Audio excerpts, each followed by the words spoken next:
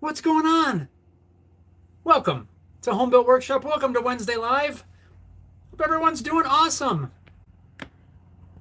Right off the bat, I gotta say, sorry about that. Somehow I went in to double check the original stream to make sure that I had it set for the right orientation, and somehow I canceled it. I, I don't know how that happened, but I did. It didn't say cancel or anything like that. It just said, like it thought when you made a change or something, it said, do you want to abandon the stream? And I thought the wording was weird. And I'm like, okay, whatever. And it wiped the whole thing out. So then I had to scramble to try to set it up again. So my apologies. Newbie mistake. Oh boy. You'd think I'd know how to do this by now, but still, we're still having growing pains apparently. Anyway, I'm glad you all found the new one that I had to start at the last second and were able to tune in. So what's everybody up to? Mike's here. Mike says, after my thoughtful chat, comment as well. I probably you probably mean something that was on the original one that I screwed up. Sorry about that. Harry Dude's here. What's up? Says, does something go wrong with the live stream? Yeah, yes. This went wrong. I messed it up. I don't know. Paul's here. Paul says hello again. Yeah, I saw when that several of you were already in the original one waiting for me, and then I canceled it on you. Oh boy. Yeah. Robert's here. Robert says hello, people. Good morning, Robert. How are you doing this morning? And Paul says kind of like going projects together before they're ready. Yeah, but yeah, that I got ahead of myself on that last project. Although several of you suggested ways that I could have avoided that whole thing, and those were all great suggestions, and I wish I'd have thought of them, honestly, because that would have saved me some troubles. We're talking about when I built the little sliding door storage thingy, when I was putting the acrylic, or before I put the acrylic doors in there, I glued the thing all together, just started clamping it down, was going to check and make sure everything's square, and I realized that there's no way for me to get the acrylic in there. So I had to knock one side off and then proceed. But in the end, it turned out okay. I've been using it, getting things stashed away in there. And but yeah, I just got ahead of myself. I got antsy to move the project forward and almost made a mistake. So yeah, kind of like that, Paul.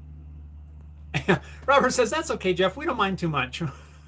Thank you, Robert. I appreciate that. Time surfing.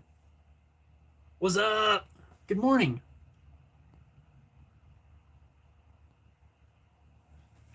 Mike says about the video error uppercut for acrylic installation. Yes. Yeah. Then you can just whoop, slide it up, and that would have been a great addition. Because yeah, if something happens to the piece, I smash something into it, it breaks the acrylic, it's gonna be hard to change. But I guess we'll deal with that now if it comes down to it. It says Mike says allows for removal. Yeah, that would be nice.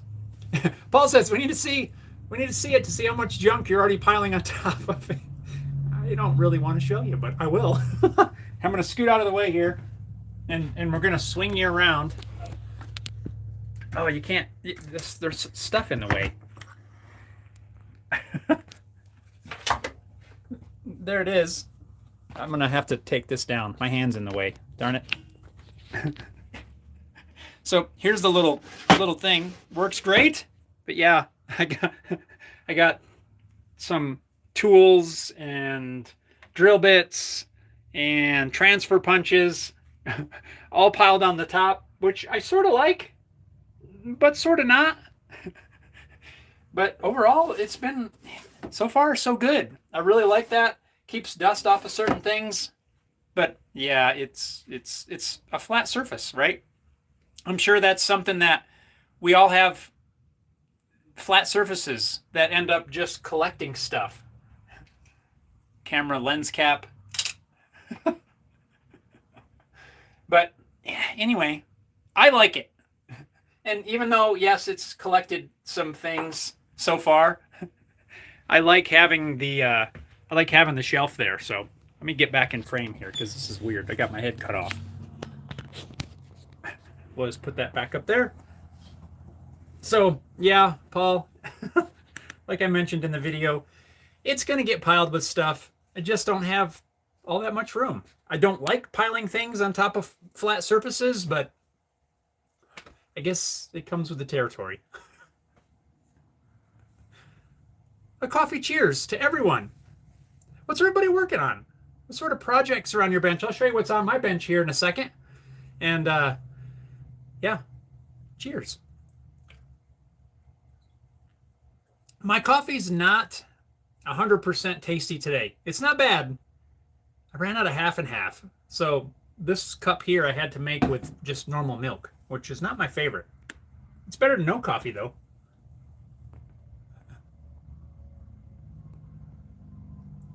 Robert said, hey, just got the #1 thumbs up on my side anyway. Right on. Nice. Yeah, hit that thumbs up. Tell the YouTubes that this is the funnest hangout to hang out and talk shop and talk things.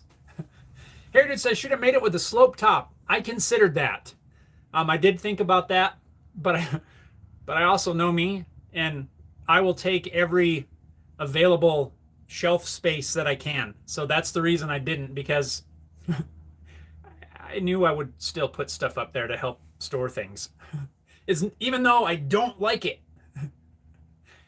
Yeah, I thought about that. I'm like, let me just make it sloped. And I'm like, well, then I can't store stuff up there.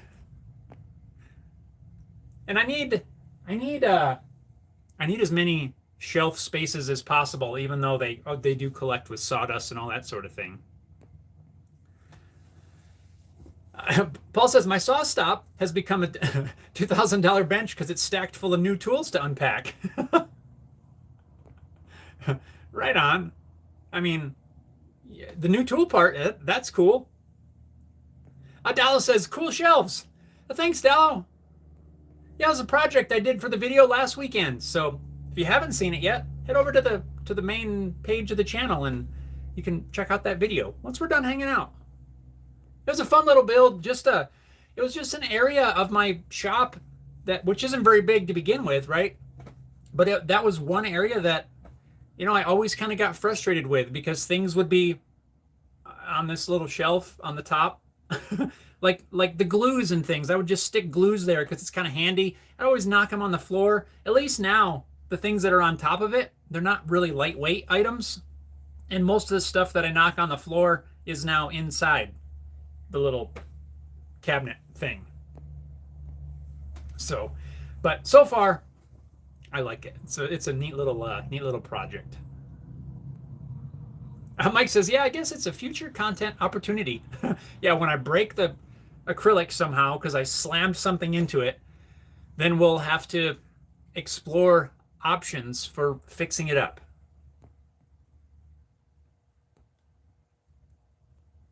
Paul's still not back in the shop. Tried to get there this past weekend to do some sanding. Almost fell, so nope. Oh, man. Paul, I'm glad that you did not fall and hurt yourself more. So, yeah, don't rush it. I know you want to get back out there, and I want you to get back out there too, as well as everybody else. But yeah, don't push yourself. Get that ankle recovered fully so that you don't have any mishaps. So I know it's got to be annoying, maybe frustrating, maybe. I'm not really sure what the word is, but I know I would be feeling the same way. I'd be itching to get back out there. And I would be doing my darndest to try to do what I can, which is, I imagine, exactly what you're doing. But, just take it easy. Be careful. I don't want you to fall and hurt yourself more. And look who's here. It's Tony. Tony's here. Morning, sunshine, Tony says. Good morning, Tony. How are you this fine Wednesday morning? Time Surfing Alien says, flat spots are never wasted. I agree with that. I do. My biggest complaint with them, right, is, well, I mean, let me back up. If you keep it organized, it's not bad, I don't think. But what I always find is since this is in kind of a weird spot, at least for me, it's right behind my drill press in a little weird area, right? So what happens is if I'm using something, especially like a Forstner bit, that throws chips all over the place, shavings always pile up on that. There was that little shelf there before, and I'm sure it will with this. It gets covered in shavings, which drives me crazy. So I either have to take everything off to dust it off, or if I take the air hose and blast it off, at least in the past, I'd always blast the little things of glue would go flying and stuff would fly all over the place. And it was never great. Maybe now I got heavier things on top and the lighter glues and whatnot are inside. Maybe that won't be as big of an issue. I could just blast it off with the air compressor. But yeah, they tend to get cluttered. Every flat surface, it is a challenge to keep from filling this table. This is about the only real table space that I have in here. I have a board on top of my table saw that I do most of my work on, because then I can, be in view of the camera and stuff. But this is where I'll, work on other things. But if I'm not careful, poof, it's full of little things. I have to constantly keep in mind that I got to keep this clean. But yeah, flat spots are great for working on, not always great for storage. Mike says, I'm 3D printing Halloween inserts for my outdoor lights. Ooh, that sounds cool. Some sort of a thing that pops over them and stuff. That's pretty cool. I've seen some really neat Halloween projects over the last couple of days as I've been browsing around. But they're like a lot of little pumpkin things and this and that. I don't have any orange filament. So I don't think I'm going to make any of those. Robert says, if the acrylic does get broke, you can just cut out the little 1/2 inch or so outer edge to get the broken stuff and slide in new acrylic. And just use screws and a thin strip. Yes. Oh yeah, I see what you mean. I could cut out the little ledge on the front, pop in new pieces. Yeah, there's definitely options to get around it. Making the slot thicker so that it does lift, that would have been the easiest. I did not think through that whole entire thing. But honestly, unless something traumatic slams against or some sort of traumatic thing happens, I don't think that acrylic's going to break. It's a 1/4 inch thick, or very close anyway. It's pretty hefty stuff. But that doesn't mean it's not going to happen. I'm always trying to move boards around and this and that. You never know what'll get slammed into it. So we'll just play it by ear. I feel pretty good though that it's not. I got my foot stuck. I feel pretty good that it's not going to break, but you never know. Harry says, build a rail around the top so stuff doesn't fall off. Oh yeah, I could like 3D print some little like a banister railing or something, a little miniature stairway railing. That'd be kind of fun. Jimmer's here. Jimmer says, found you. Yes, I messed everybody up because I had the live scheduled, and when I went in to start it, I double checked some settings and hit something incorrectly and just poof, canceled the whole thing. So had to quick start a new one, but we're back. Time Surfing says, maybe a dust collection system. Yeah, for the drill press. That would be a good idea. Some sort of a system that's easy to use. Or like, to connect to a shop vac or something. Sometimes I'll clamp the shop vac hose in different areas or use some of the different attachments for it. But yeah, maybe some sort of a dust collection thing. I'll have to think about that one. That'd be a good idea. Mike says OCD and screws don't go together well. Yeah, you gotta make sure they're all alphabetized. Alphabetize your screws. Paul says my bench is 28 inches by 10 feet. Has a lathe, 12-inch disc sander, and a bunch of stuff on it. I use my router table saw cart for assembly when it's not full of stuff. Small shop struggles. That's a new hashtag. Time Servant says it's called gallery rail. Thank you. I couldn't think of what it was called. But yeah, some sort of little railing around there, a little safety rail. That'd be kind of fun. A Jimmer's working on police vehicles today. Oh, how fun. Do you get to test drive them? Nice. We had we went to a local like a farmers market fall festival thing this past weekend. Was it? Yeah. And they had some of the police vehicles there on display. And one of them was like their big SWAT vehicle thing, you know, that I don't know, like a what is it? It's like a big giant armored truck thingy, but it's super cool looking. Like I want to test drive that. Let's see. Paul with the dust collection tips here. He says Harbor Freight sells a dusty adapter. Probably is dusty. That attaches to a 5-gallon bucket, which you might get for free. Makes a nifty dust collector. Small, efficient. Put one together for my lathe for about $60. Interesting. Is it like a copy of like the Dust Deputy thing?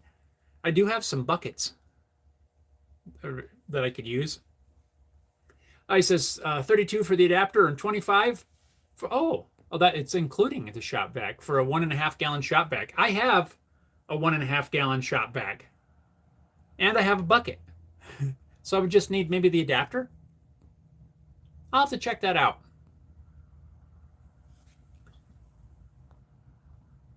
Then the challenge again is, where do I put it? I guess depending on the size, I could maybe shove it under this table that I do most of my work on. I don't know. I gotta check it out though. So what are we working on around here? I am working on an old project. You can't really see it.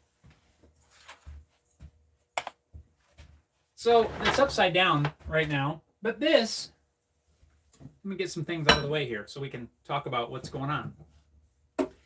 This is a shoe shelf that I built for my daughter in 2015. And it's time for it to be repurposed for something else. But this is made out of reclaimed pine that it was from some pallets that I got from the place where I used to work. And before we repurpose it, I kind of wanted to change the color because I'm just not a fan of this kind of yellow pine look. So I'm doing some testing. On the inside here, you can see a little different color. I'm trying a finish that I used earlier this year, which is this water-based stain and poly. So what caught my eye, I used this earlier when I made the little rolling shelf thing using the stair treads and pipe fittings. I think February-ish of this year, maybe end of January.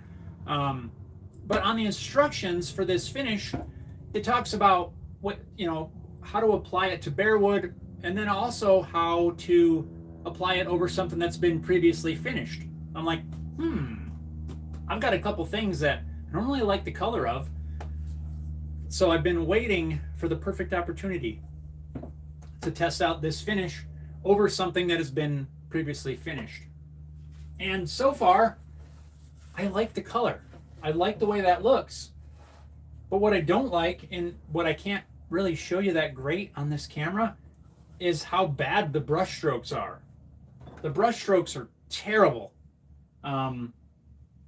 So I'm trying to figure out how I want to proceed. I'm doing this in a little video. This will be a little video project. I'm trying to figure out how to proceed because I do want to change the look of this by basically changing the color, which this works. But the brush strokes look horrendous. And yes, you're supposed to sand in between coats, which I did. Maybe I don't have the right brush. I don't know. But it's kind of frustrating because it did work over this existing finish, but I don't want to do the whole thing and have these awful brush strokes. So I want to know your guys' thoughts. I was thinking of spraying this on, loading this up in a spray gun and spraying it. There's nothing on the can that talks about spraying. There's nothing on their website that talks about spraying. It specifically says do not thin. It's not super thick. I don't see why I couldn't load that in a spray gun and just start spraying. Do any of you have any experience with something like this? Something that apparently is intended to be brushed on. I don't see why I can't spray it. Yeah, do not thin. But it doesn't say do not spray. So I don't know. I know some of the finishes that I've sprayed before you can brush on. Crystalac, bright tone, clear finish. You can brush that on. You can wipe it on. You can spray it on. So I don't see why you can't. So I think I might try that. I don't know. What are your thoughts? I love the brainstorm sessions. In fact, ow, I gotta get up. Ow. Yeah, there we go. That's a little better. Yeah, so that's a side note. The brainstorm sessions. I think that, I don't know about all of you, but that is one of the awesome things about doing this sort of thing, being able to hang out with all of you and just brainstorm stuff, because I don't get out of the house much because I'm usually out here working on stuff. And so it's nice to be able to bounce ideas off each other.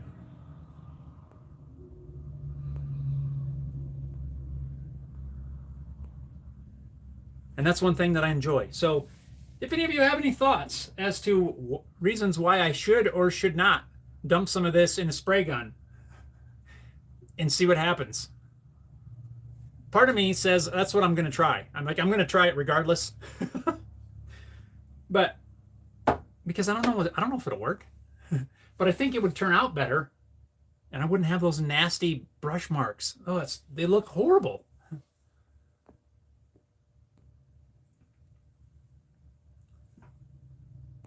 Robert says, uh-oh. I clicked something. Robert says you could 3D print some upright pieces with sockets in the upper part that you could put some dowel rods in for the railing for the top of the shelf. Yeah. And let's see. Mike says, so you're really telling us that the originally finished item is actually an unfinished piece? No, I'm not. It's finished. When I built the little shelf, I finished it with Danish oil. So it doesn't have any sort of heavy building finish or anything like that, but it does have Danish oil on it. 10 years ago almost, in 2015. Way back then. And Henry's here. Henry, good morning. Henry says, looks nice. It's worth a try. I guess as long as it doesn't gunk up the spray nozzle. But you could always try in a scrap piece. And cleaning a spray head just takes a bit of cleaner. Yeah, it's all water-based. So when I spray any water-based stuff to clean the spray gun, it's actually pretty easy. I just have a separate cup with water and use that to clean everything out. When I'm all done, I take the spray gun apart and I just wash it when I'm doing dishes or something. But yeah, I don't see why it won't work. There's not like big chunks in there like for the pigment or anything that I can tell. So I think I'm just gonna try it. We'll do a test piece, of course, and kind of go from there. But I don't know. I don't know what I could be doing wrong as to why I'm getting such heavy brush marks. But the finish seems to work just fine over an existing finish. It's just those brush marks that I'm not happy with. Jim says, always test drive. Yeah, that's what I'm talking about. Jim says, spray it. There you go. Enough said. Yeah, I'm just gonna load up the spray gun and try it. What's it gonna hurt if I just put a little bit in there first, just to spray it on a scrap piece? I don't see the problem there.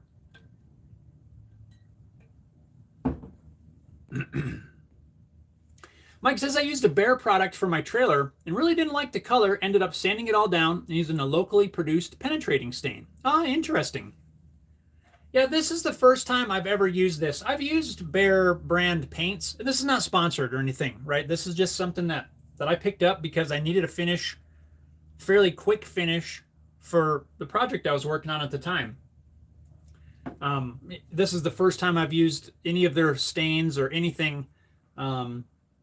But so, I don't have a lot of experience in this. That's why I'm experimenting. Robert says you could try spraying it on a test piece to see if it runs or spits real bad. Yeah, that's what I'll do. I've got some scrap stuff here, plenty of little scrap pieces around. I can spray a little on, see how it lays down, and we'll go from there. But I kind of feel like it's going to work just fine. The only thing that's weird is, I read the entire label, oddly enough, and then I went online, found their, SDS sheets and all of their technical information, and I read through the entire thing, 2 or 3 different versions, and I found nothing that says anything about spraying. So, I don't know. My guess is that because, they sell this at like the big box stores and hardware stores and stuff, I would say maybe because it's more of, it's consumer marketed. It's meant for, people that want to just do something at home kind of thing. I don't know. And maybe most people don't have a spray gun, so they don't even worry about it. Maybe that's completely way off, but I think I'll try it. Time Surfing says spray it, it'll work. Harry Dude says spray it. You don't like the current finish? You have nothing to lose. True. That's true. Yeah, you make a valid point there. I don't like it the way it is, so what's it going to do? Worst comes to worst, I'll put a coat of paint on it. And that's my least favorite thing. I do not want to paint wood. But I guess if I could do like a milk paint or something over it. Mike says all brushed. Yeah, I don't like brushed. I don't know why that is. Donna's here. Coffee up, Donna. Coffee up.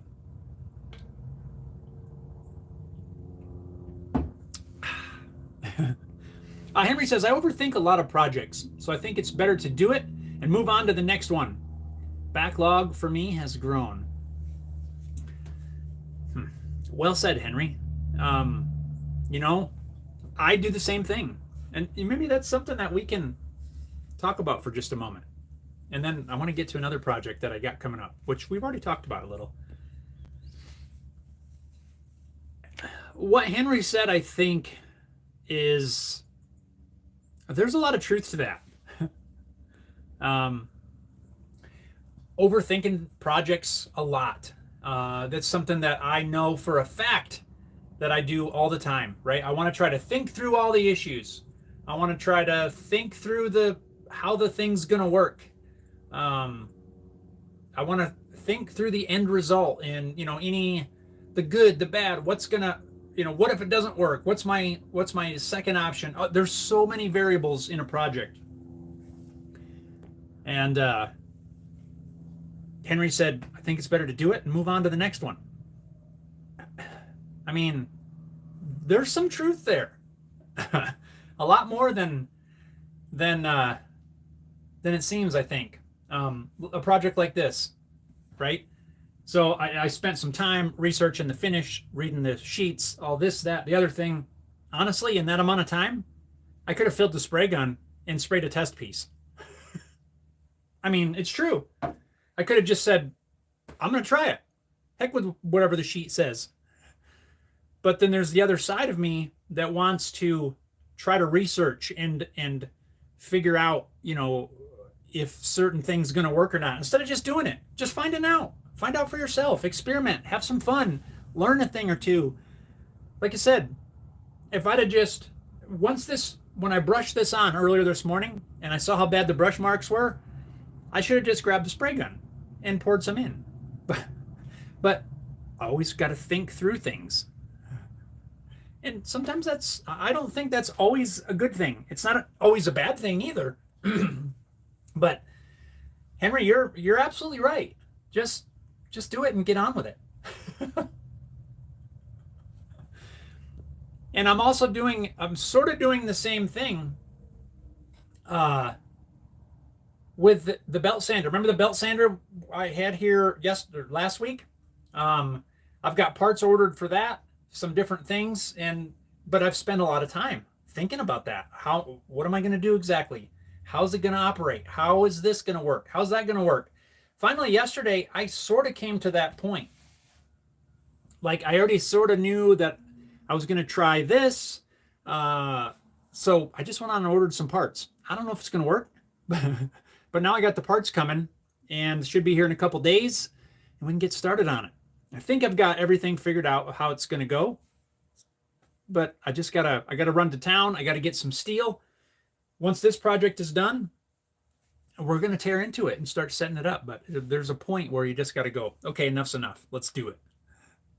Does that make any sense? So, Henry, well said, and thank you for saying that. Yeah, just don't be afraid. Jump in, get her done.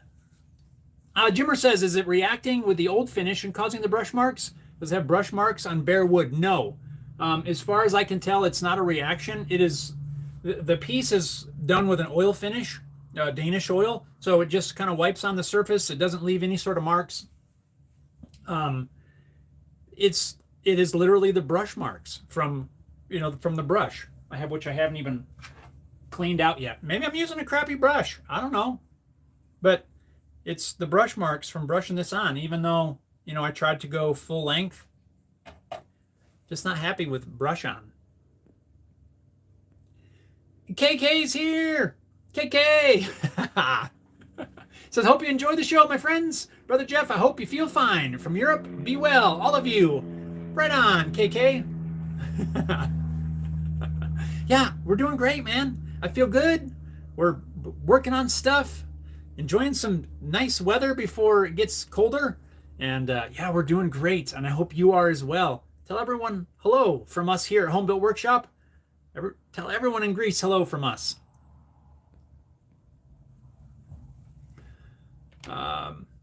Paul says, I've found Bear products to be extremely difficult to apply in most applications, unless you use Bear spray to calm it down. But I see what you did there. Bear spray. I have some around here somewhere. Drizzy Guitars, what's up? Time Surfing says, I'm up to school, just do it and see. I am too. I really am, but there's always that little part of me that wants to try to, I don't know. Mostly I'm just like, I'm just going to spray it. We're just going to spray it on. And then I go, well, let me look up the thing. We're spraying it. We're going to test it. Paul does not use brushes to apply stuff. White t-shirts for 90% of what I do. I've never had great luck with brushes. Foam brushes, I don't mind. Oh, do I have some? I should try that. I think I have some around here somewhere. Where are those foam brushes?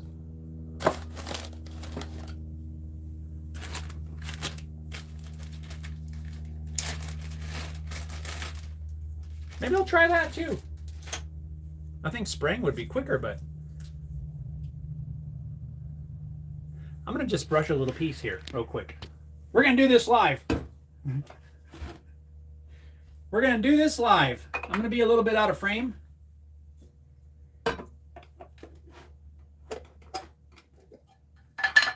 We're just going to, just a little quick area. Stir well before using. I just want to see what this does.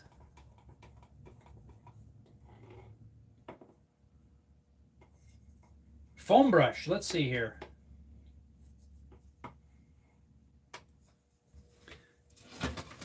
Here's a little scrap of something.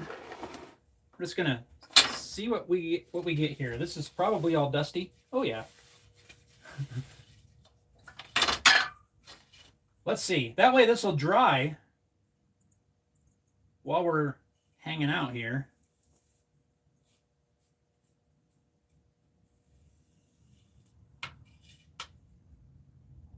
Still brush marks. I don't know if you can see that. See the brush marks in there. Let's try a little more. And then we give it a swipe the full length. I'm just going to let that sit for a bit. It definitely looks more even than the one that I used the brush on, the actual paintbrush. But you can still see the brush marks. It's still not great, but I'm just going to let that sit there for a minute. It dries pretty fast, so maybe we'll have time to actually put a second coat on this. We're doing a test piece. We're doing a test here live. Just to see.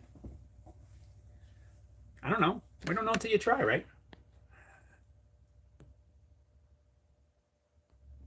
Robert says, I don't remember what the finish was for sure, but when I was making native style Indian flutes, I was finishing one that I've used before for some reason on the one stayed tacky. Interesting. Robert says that's wood flutes, not food. Yeah, I don't want food that you've put finish on there.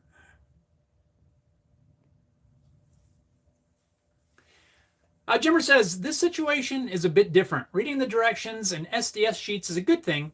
Just spraying it or thinning could waste product or have been a health risk. Thinking about it can be good. You are absolutely right as well. I think it's a fine line almost, it seems, right? Or, it's a balancing act. There you go. That's what I kind of want to say. It's a balancing act between understanding what you're doing and doing it. But you're right. If, who knows, maybe there's something in there that, when sprayed, it activates some weird, I don't know, I guess you just never know. So I don't think that, that reading those sheets was necessarily a waste of time. I'm not saying that at all, but you're absolutely right. Knowing that stuff is good. But the problem that I end up with is I spend a lot of time overthinking things, right? So rather than trying to do a bunch of research, it doesn't say anything on the can. I didn't find anything online. I don't know. It's just a balancing act. That's what I'm trying to say.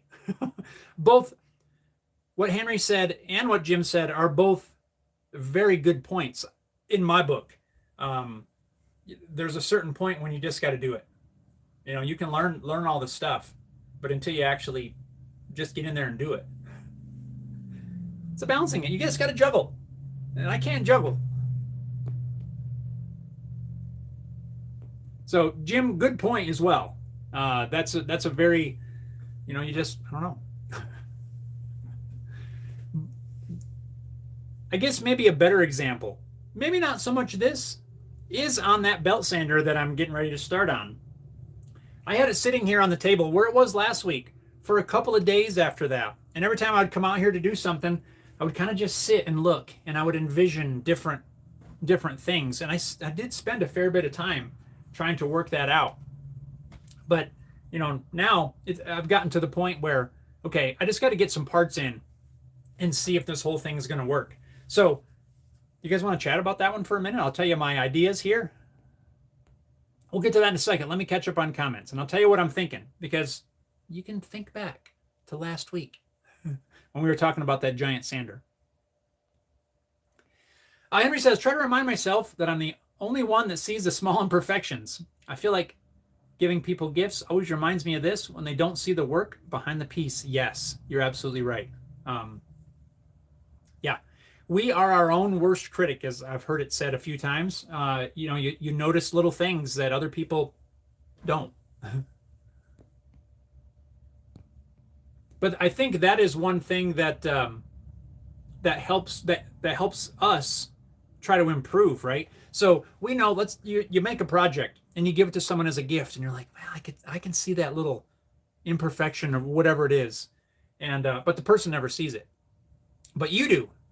So then next time you're maybe making that thing for or something for somebody else, you know that you saw that little thing, so now you are trying to eliminate that little thing, even though someone else may never see it. And I think that's what keeps us moving forward and progressing in our skills, right? Even though nobody else sees it, if we see it, then that drives us, or at least it drives me to improve the next time around, to make sure that whatever it was I saw, I don't see that on the next one. And then the next time around, maybe it's something else. Oh, there's a little imperfection there. And over time, that is how we improve in whatever the skill is. Paul says, foam brushes are nice, but be careful. They can add air bubbles to the finish. Yes, I've had that. I've had that happen before. Jimmer says, never had luck with foam brushes. They always fall apart. Where the thing comes off. These are ones I used on the plaques for putting on the gel stain, and they seem to hold up pretty good. I'm not in trouble with these in particular, but I know what you've talked or know what you're saying. I seem to have more problem with a brush. The bristles come out, get stuck in the finish. So maybe this foam brush might work better, because I'm looking at this and that is considerably better. Look, see how that's leveled out? Look at that. That's actually, I'd be okay with that. If the whole finish looked like this, I don't have a problem with that. So maybe we'll foam brush it instead of paintbrush. That would technically be quicker than me having to clean the spray gun a bunch of times. If it turned out like this, I'd be happy. So I think that's the way to go. Or spray. I mean, spray would probably be fine as well. But I'd be okay with that. See, that's almost dry. Huh, look at that. Can't really see any brush marks. Now this piece isn't sanded, so I do see some imperfections in the surface of the wood, but there's no brush marks in that. To speak of anyway. I guess there's a couple. There's a couple stray streaks, but overall, I would take that. So maybe that's the way to go. And if that doesn't work, then we'll spray it. Henry says, excuse me, I'd imagine if spraying was a major issue, there would be a warning. Can't be worse for you than lacquer. Yeah.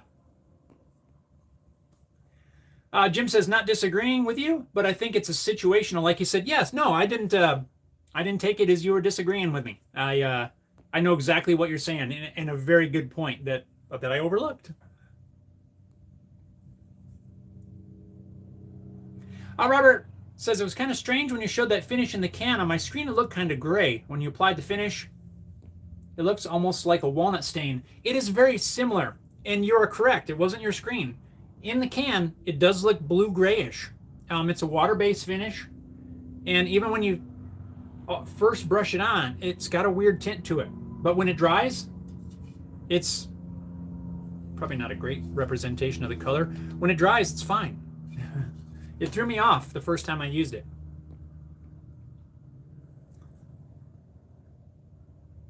Time Surfing says, foam brush tip. Keep the same direction. Don't backstroke. Interesting. Got it.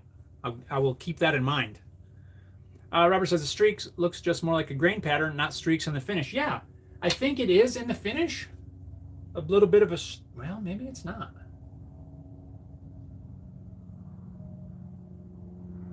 No, I think you're right. Yeah, I think we're foam brushing it. That's my next step. Plan C will be to break out the spray gun. So before we run out of time, I want to go back and tell you a couple of my ideas about the sander, the giant sander. That'll be pretty much next up on the bench. So I think I've decided, after working on the mechanism and things for a day or two, of how to make it convert, right, from laying flat to standing up. I figured out how to make it flip. The challenge that I was coming into, and I could probably work it out, but I think for now I'm going to pass on that, is the motor is the motor. So the motor would have to flip. If I were going to make that thing tilt up, the motor's got to be on a frame that will also tip up.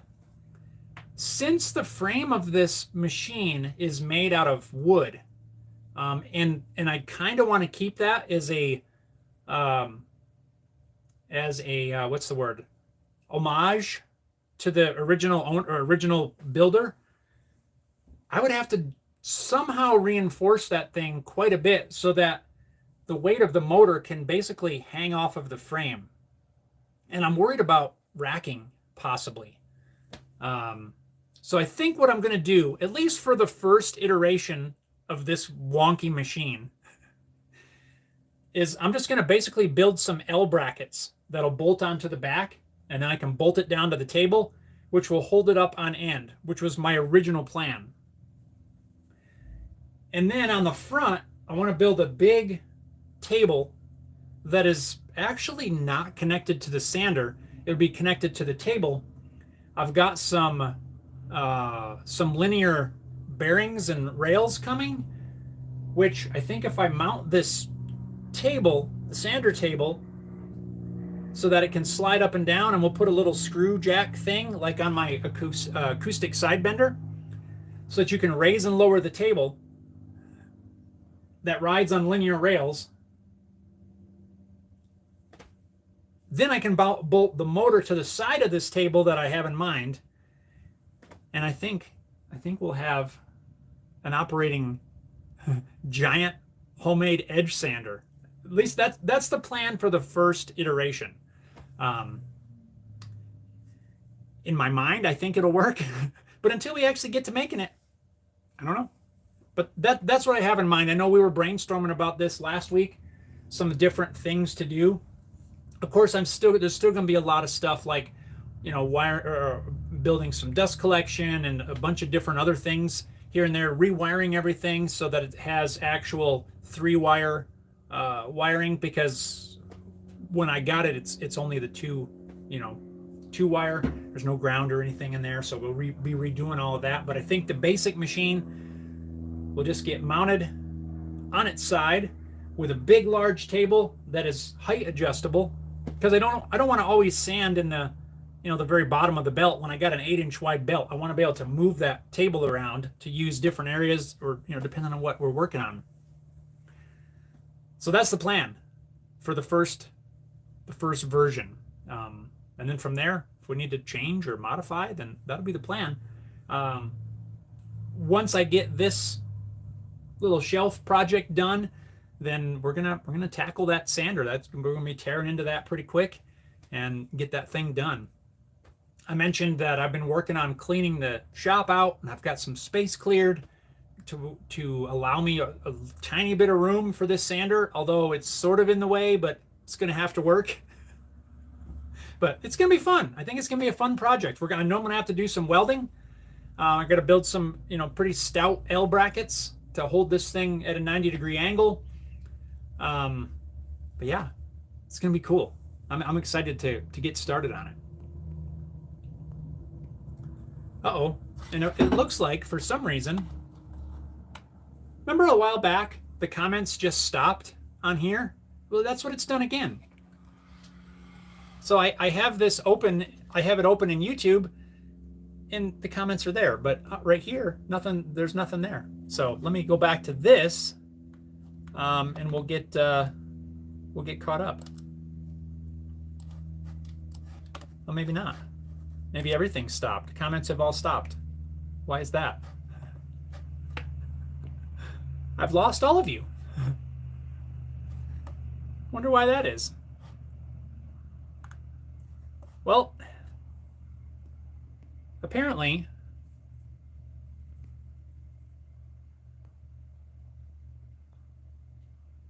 there we go. Nope, it's working. It's working. Oh, Paul says, gotta go. See everyone next week. Right on, Paul. Well, Paul, have an awesome one. Be careful on that ankle. Don't be falling down. We want you to get back out in the shop, not get busted up. Robert says, we're still here. Heritage says, yep, still here. Okay, that was weird. It was like everything seemed froze for a second. I worried for nothing. You guys are here. Jimmer, are you still here? I got a project to show for Jim, and Jim wanted me to show it this week. Kind of another thing that I'm working on. So remember last week we were talking about the emblems that I'm making for my friend Jim.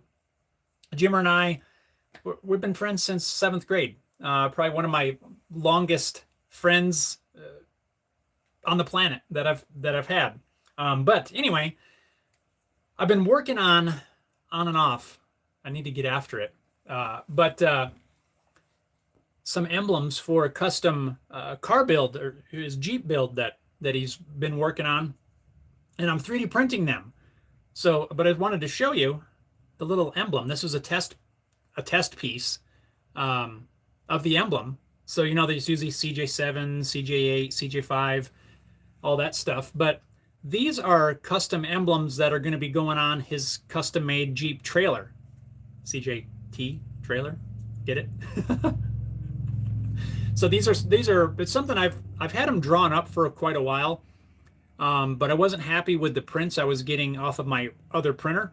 But now that I have the new printer, these are looking really good. So I'm going to be printing these out of ASA because ASA is very UV resistant, and it's going to hold up better, I think, than any other filament that I'm aware of.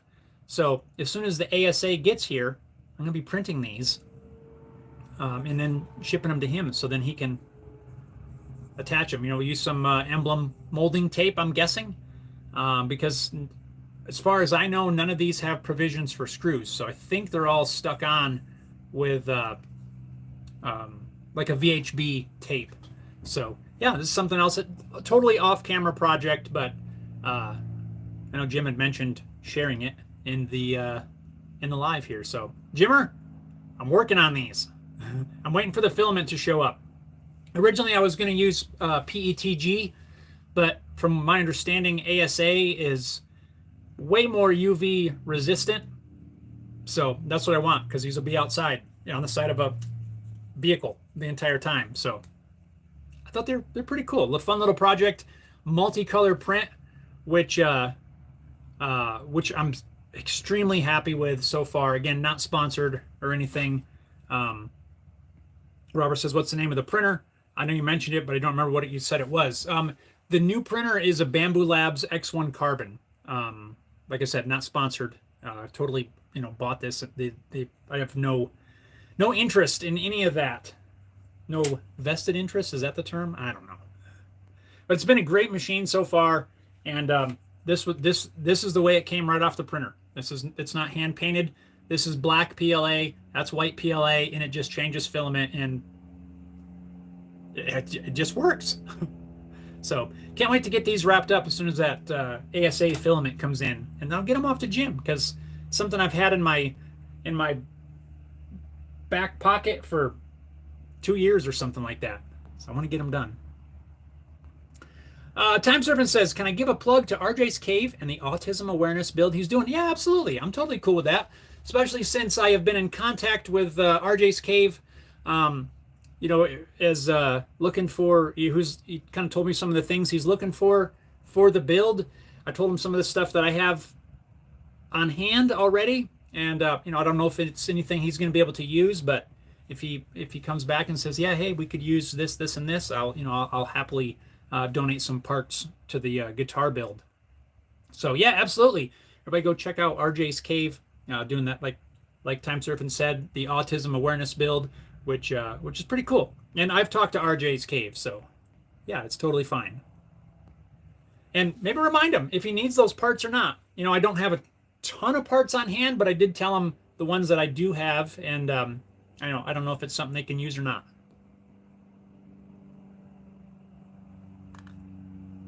So anyway, yeah.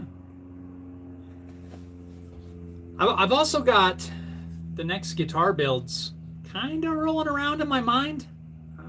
Just trying to figure out exactly what it is that I want to do. Haven't decided on anything in particular just yet, but it is something that I'm thinking about. And yeah, I think once we get this sander working, right now that's the main big project at the moment. Getting that thing up and running. Maybe not completely done, maybe not in its final version, but at least operational. And then we'll probably jump into maybe some sort of a guitar build that we'll work on slowly over the winter or something like that. But yeah, I don't know if there's anything in particular that you guys want to see. Maybe you want to see me build a whatever. I don't know. I'm open to suggestions. I'm not locked into any specific thing just yet. But speaking of guitars, I finally, a few days ago, finally got the string trees from Hip Shop. Remember I said I ordered them months and months ago before I ever even completed the subtonic bass. I finally got those things, so now I can get these string trees installed, and the bass guitars will technically be done. Yes, they're operational right now. Yes, they're playable, but a little string buzz at the nut because I don't have these string trees, but now I can get those installed and actually be done with them. I can't believe it took so long. I don't think I will ever order from Hipshot again unless there's some very special request or a very special reason why I would need to order directly from them. But anyway, yeah, side note, it took forever. There's Jimmer. Jim says, look great. Soon, my friend, I'll get these printed in the proper filament and we'll get them sent over to you. Oh, do you plan on using like emblem adhesive or something to attach these? How are they normally attached? Because I couldn't find any sort of pictures or anything that showed any sort of screw holes. So I'm guessing it's just the VHB tape that goes on there would be my assumption. But let me know if you got any specific plan on that. I'll probably print them with two different backings. This one is like an ultra smooth back. There's another one that has a little bit more texture. I don't know if one will hold better with the tape than the other. So I'll probably print a couple in both when I get these done and send over to you. So yeah, let me know. VHB tape, I'm guessing. Maybe emblem adhesive, that gluey stuff. You know, squish it on there.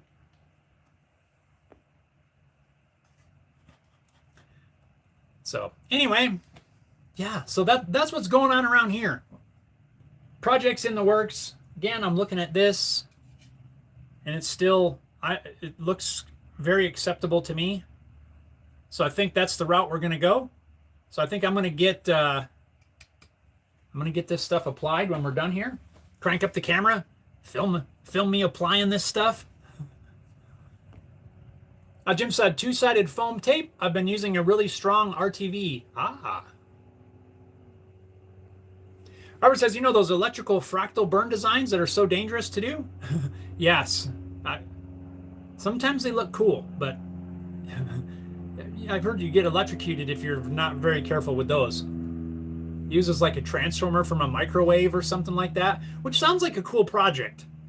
But I also don't want to get electrocuted. I don't like electricity.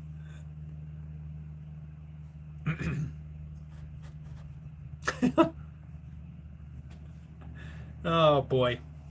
Yeah, so what do you guys have plans? Do you have any plans coming up? Any projects that you're planning to get to? Maybe it's not something you're working on right now, but something that's been on your bench for a while, or something that you know you need to get to.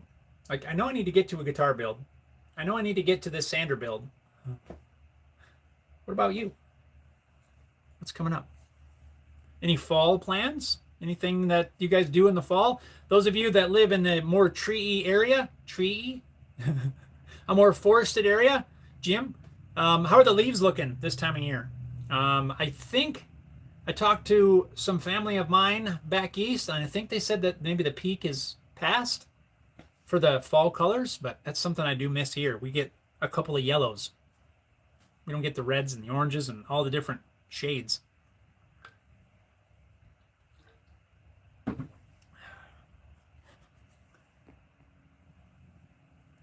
Robert says, you might try importing a file of one of those patterns and cutting it with the CNC. I thought about that. From my understanding, I can do, like the non-ferrous, the softer metals on my CNC, aluminum, brass, which would be kind of cool. I could cut it out of aluminum. That'd be pretty neat. I haven't tried it yet, but you could.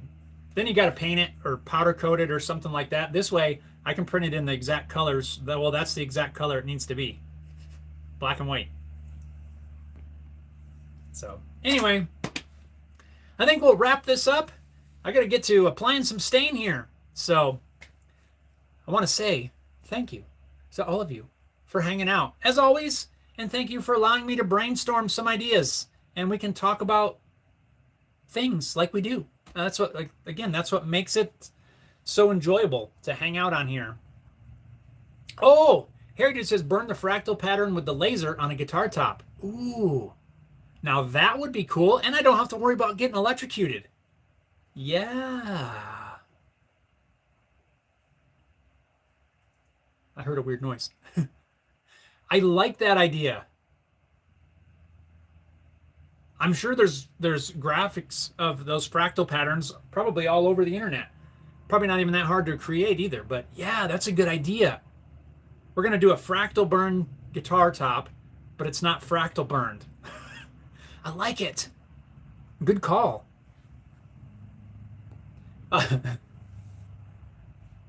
Henry says, please do not mess around with microwave transformers. I do not want anyone to get hurt. No, Henry, I am not advocating that either. I see people make those things, and yeah, it is not something that this guy is going to be touching. There's no chance. Zero. I don't like getting shocked with, regular wall plug, 110 volts here in the US. I don't like that. It hurts. I've been shocked with 220. That doesn't feel good either. I do not enjoy it. So yes, do not mess with microwave transformers. Jim says, thanks for the reveal. Aha, now everyone knows what your plan is. It's not a secret anymore. The cat is out of the bag. Heritage says, or burn the paisley pattern if you want something a little offbeat. That would be cool too. It's burned in there. And then you fill it with like epoxy and sand it off so that the paisleys are filled with epoxy. But the wood is wood. That might be neat. Robert says, everyone stay safe and healthy. Have a good one. Thank you, Robert. And you do the same. Everyone, I'm going to wrap this up. I'm going to get back to work. So thank you for taking some time to hang out here at Home Built Workshop. Thank you for just joining in. My favorite time of the week to hang out with all of you. And hope you guys get some time to get out, work on your projects, enjoy the outdoors, enjoy the fall colors if you're in the fall color season. Stay cool if it's getting warm. Hairy dude. So anyway, guys, thank you so much. Hope you get to work on some of your projects, do some things you enjoy, spend time with friends, family, in the shop, all that sort of thing. Be safe, have fun. Thanks a lot for tuning in, and we'll see you all next time. Take care, everyone, and thank you. Bam. Look at that. Catch you later.